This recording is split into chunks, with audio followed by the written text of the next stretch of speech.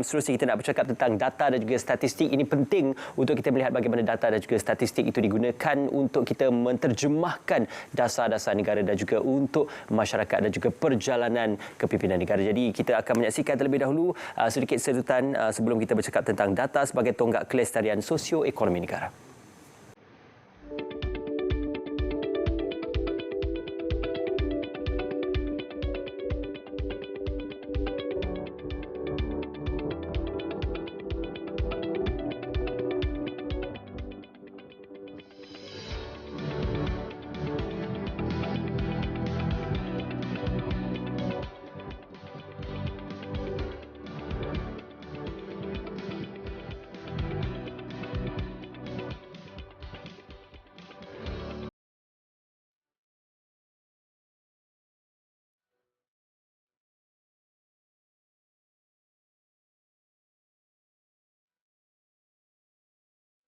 Sempena sambutan Hari Statistik Negara pada tahun ini, kami telah mengadakan pelbagai aktiviti dan program yang menarik dalam Karnival Statistik 2022.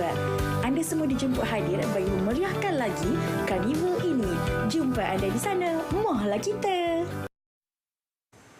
Baik, itu dia Hari Statistik Negara yang dianjurkan oleh Jabatan Perangkaan Malaysia. Sudah pastinya kita akan bercakap tentang data sebagai tonggak kelestarian sosioekonomi negara. Untuk bercakap lebih lanjut berkenaan tentang perkara ini dan juga sambutan Hari Statistik Negara 2022, saya Mak Pesati untuk bersama dengan Yang Berbagi Datuk Seri Dr. Muhammad Uzi Mahidin dan juga merupakan Ketua Perangkawan Malaysia. Assalamualaikum, selamat pagi Datuk Seri. Selamat pagi. Alhamdulillah sempat datang ke sini lepas jogging. Alhamdulillah, terima kasih bersama dengan kami.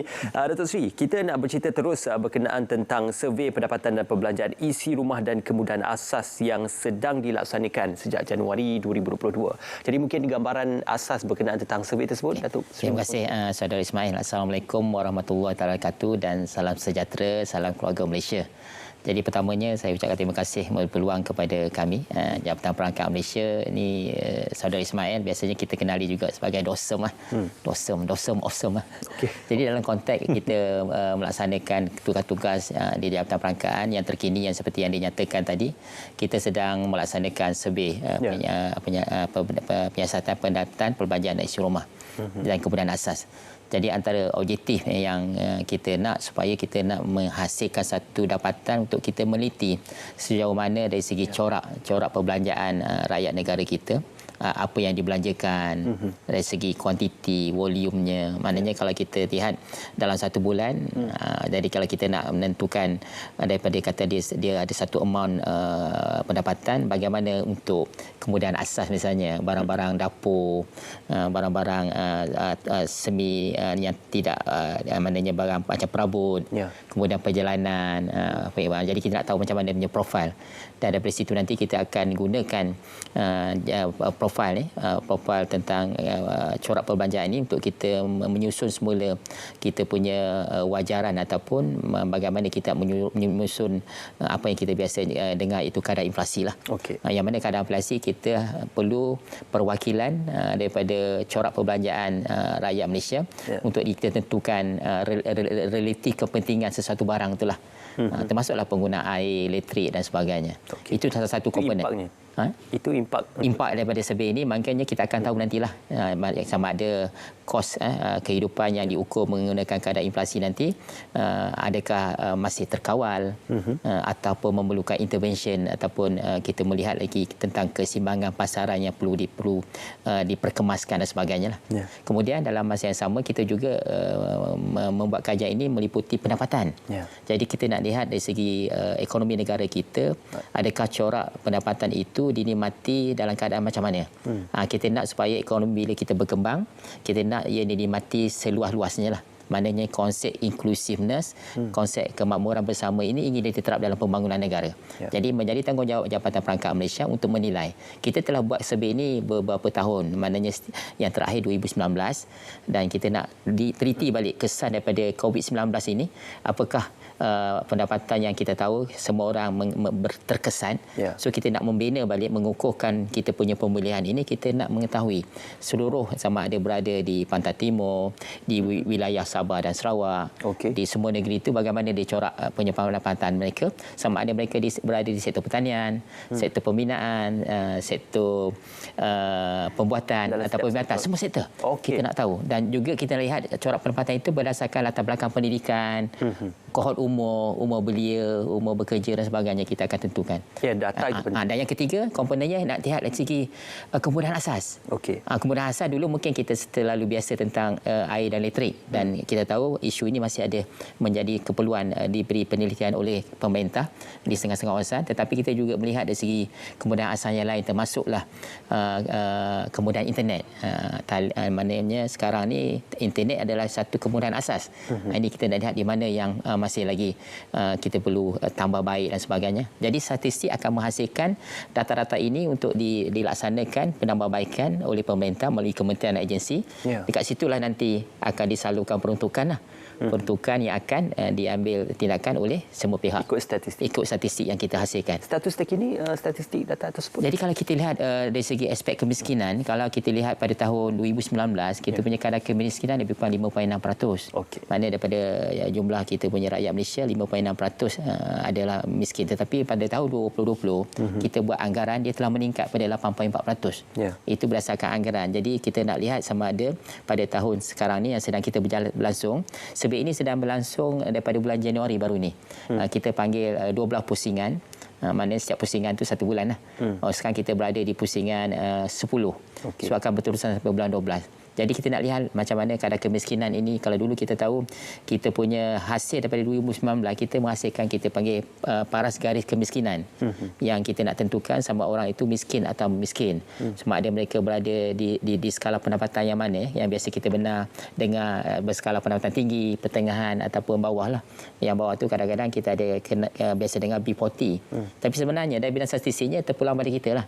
Kita nak buat B10, B20, B30, B40 pun boleh juga. Jadi kita nak nilai balik adakah PJK yang telah ada, yang kita tengahkan digunakan sebagai tanda aras kemiskinan ini 2208 itu masih bersesuaian ataupun tidak. Macam mana masyarakat boleh terlibat? Jadi dalam konteks ini macam saya nyatakan, ini adalah survey yang mana kita pilih daripada rakyat Malaysia, daripada isi rumah di seluruh negara ini untuk bersama-sama dengan dosen memberi maklumat lah. Ya. Bagi perbelanjaan tu kita pergi sebulan dengan rumah yang terpilih ini, kita bagi diary.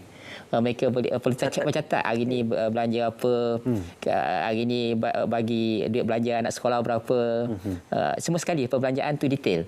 Dan kalau boleh, kalau misalnya dia beli makanan di luar rumah pun kita nak tahu makanan apa. Sebab apa?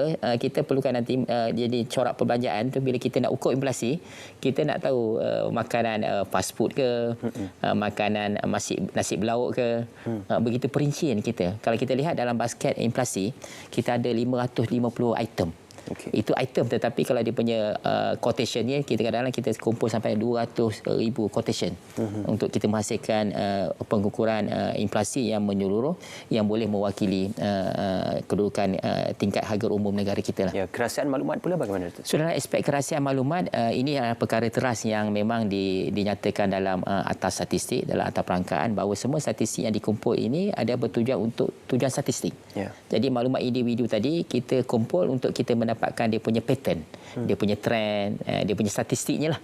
Statistik mengikut kawasan, geografi, latar belakang pendidikan. Tetapi kita tidak memerlukan dasar berdasarkan CA, CB, CC, C Amat, C Ali, tak. Maknanya negara memerlukan statistik untuk dilaksanakan perancangan berdasarkan profil. Profil yang telah dijadikan satu statistik yang berbentuk rasmi. Jadi maklumat individu akan kita kekalkan dalam kawalan sistem statistik negara kita untuk tujuan bahawa mereka hanya digunakan untuk menghasilkan statistik tadi. Okay. Maknanya maklumat individu tidak akan terdedah untuk kegunaan lain dah. Hanya untuk kegunaan statistik saja.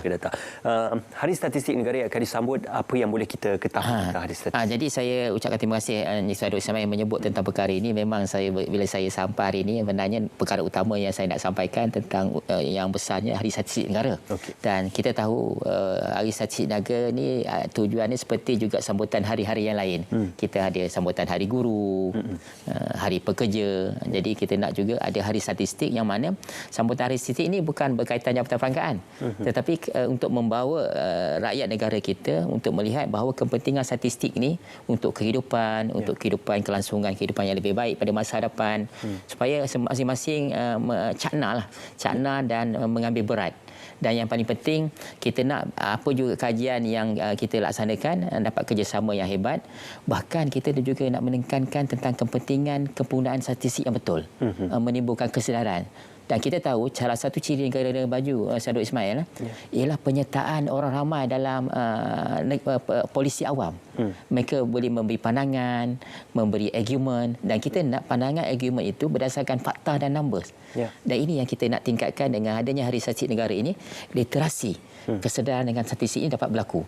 Dan apa yang dilakukan oleh Jabatan Perangkaan Malaysia, Encik Ismail, mungkin Encik Ismail dah tengok, kita bukan sahaja mengeluarkan KDNK negara, kadar inflasi negara, FDI. Yang besar-besar tu. Kita keluarkan kawasan pula sekarang ni. Okey. Mengikut kawasan daerah, baru ni kita keluarkan kawasan Dewan Undangan Negeri. Okey. Ada 600 Dewan Undangan Negeri, setiap satu kawasan tu ada satu publication. Kita ada 222 parlimen, kita ada 222 parlimen. Lebih kecil dan spesifik. Lebih kecil spesifik daripada subnational. Jadi kalau kita buka saya nak wawarkan satu platform kawasanku, kawasanku.dsm.gov tu, boleh nampak semua statistik utama. Ini permudahkan untuk, maknanya statistik bukan saja ianya perlu ada, tetapi hendaklah dimanfaatkan, dan Jabatan Perangkaan berusaha untuk meningkatkan komunikasi, untuk menerangkan tentang statistik ini, adanya statistik ini, supaya kita nak supaya anak-anak muda terutama di kalangan negara kita ini dapat manfaat. Kita tahu di kalangan muda ini sekarang ni banyak bergerak ke arah gig punya ekonomi kan. Mereka tidak ada nak hubungan antara pekerja dengan majikan kan. Kita nak mereka bergerak, ada entrepreneurship, keusahawanan, tetapi berpaksi pada statistik. Kalau mereka nak buat marketing kan, buat pemasaran, saya dapat feedback mereka memanfaatkan benda ni. Tapi kita nak ramai lagi menggunakanlah kita punya statistik yang ada di peringkat daerah. Di peringkat daerah tu dia ada profil penduduk, profil pengguna. Jadi kita boleh nampak kawasan tu, misalnya dia kalau nak buka car wash, dia akan semak kawasan ni berapa, kepadatan penduduk kawasan ni macam mana. Sama juga kalau nak buka bengkel kereta, nak buka food outlet, dia boleh nampak carut taburan dia. Bahkan dia boleh tahu pekerjaan di sektor ni macam mana, di sektor ni macam mana. Dan satu lagi kita juga untuk menunjukkan tentang adanya peluang-peluang ekonomi. Misalnya kita tahu dalam negara kita ini ada statistik berkaitan penggantungan kita terhadap import. So kita nampak bahawa ada ruang untuk kita berkecimpung dalam pengeluaran di sektor pertanian. Statistik menghasilkan. Jadi kita melihat bahawa teori menyatakan supply and demand. Kalau misalnya supply kurang, demand lebih, harga naik. Jadi statistik tunjuklah. Jadi kita bergantung dengan barangan import misalnya. So menyebabkan adanya entrepreneur, ada keusahawanan dan juga yang ingin terlibat, dia tahu apa yang patut mereka menceburi, apa yang patut mereka lakukan. Jadi peranan statistik ini memberi suluhan. Suluhan apa yang patut dilaksanakan, dan yang paling penting bukanlah seberdirinya statistik untuk cari kekurangan. Kekurangan tu dia nak ditambah baik, tetapi yang telah baik tu nak ditambah baikkan lagi. InsyaAllah. Kita bergerak dalam keadaan yang kata interconnected dan borderless, Dr. Ismail. Semua negara sekarang bergerak ke arah kata pembangunan sejagat. So kita nak negara kita tidak ketinggalan. Yang paling penting yang kita tekankan juga ialah sustainable development lah. So dalam bidang statistik juga kita banyak statistik berkaitan dengan alam sekitar, pembangunan mampan. Kita nak cek misalnya berapa banyak syarikat-syarikat membelanjakan untuk tujuan pemeliharaan alam sekitar. Ini kita keluarkan juga. Apakah itu akan diketahui dalam Hari Statistik Negara? Dalam Hari Statistik ni kita mengolah supaya ada impactful punya satu program yang memberi kesan. Kita ada beberapa target group, antaranya kita ada debat debat antara para pelajar. Kemudian kita ada forum perdana. Forum perdana kita akan siarkan untuk tatapan umum yang berkaitan dengan statistik, akan berbicara tentang kembangan statistik. So banyak lagi aktiviti yang kita lakukan, dan yang paling penting kita naklah seluruh rakyat Malaysia bersama-sama kita menyambut Hari Statistik Negara, dan ingin kita nak supaya negara ini bertambah baik, dan kita naklah seseorang yang boleh membina negara, memberi pandangan berdasarkan fakta-fakta ataupun angka-angka yang dikeluarkan oleh Jabatan Perangkaan Malaysia dari masa ke semasa. Dan kita ucapkan terima kasih juga Sadul Ismail. Selama ini keberadaan Jabatan Perangkaan lebih 70 tahun berjaya melaksanakan tugas tanggungjawabnya kerana adanya kerjasama yang erat daripada rakyat negara kita. Terima kasih banyak. InsyaAllah. Selamat Hari Statistik Negara, Datuk Seri, dan juga selamat Hari Statistik Negara untuk keseluruhan rakyat Malaysia dan juga untuk Jabatan Perangkaan Malaysia. Ini dia Karnival Statistik akan berlangsung di Sungai Perak, Institut Latihan Statistik Malaysia Sungai Perak 20 hingga 22 Oktober 9 pagi hingga 6 petang. Banyak aktiviti menarik dan juga pertandingan-pertandingan diadakan. Terima kasih Datuk Seri bersama kami. Terima kasih Jabatan Perangkaan bersama dengan kami. InsyaAllah kita akan sama-sama memeriahkannya. Kita nak berehat seketika dan kita akan kembali selepas ini dalam Selamat Pagi Malaysia.